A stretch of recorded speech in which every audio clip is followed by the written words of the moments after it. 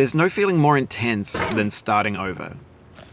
If you deleted your homework the day before it was due, as I have, or if you left your wallet at home and you have to go back after spending an hour in the commute. If you won some money at the casino and then put all your winnings on red but it came up black.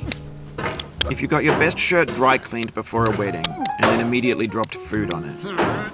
If you won an argument with a friend and then later discovered that they just returned to their original view. Starting over is harder than starting up. If you're not ready for that, like if you've already had a bad day, then what you're about to go through might be too much. Feel free to go away and come back. I'll be here. Alright, thanks for coming with me on this trip. I'll understand if you have to take a break at any point. Just find a safe place to stop and quit the game.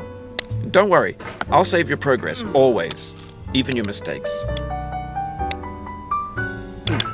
This game is a homage to a free game that came out in 2002, titled Sexy Hiking.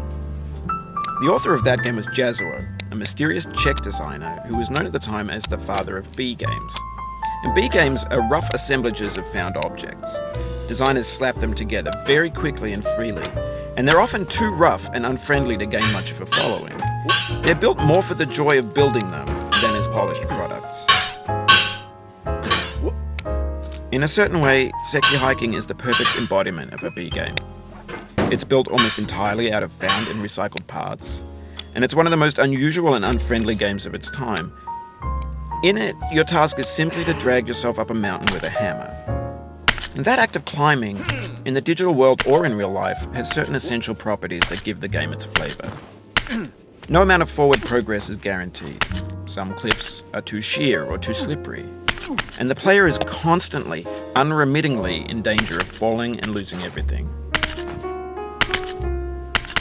Anyway, when you start Sexy Hiking, you're standing next to this dead tree that blocks the way to the entire rest of the game.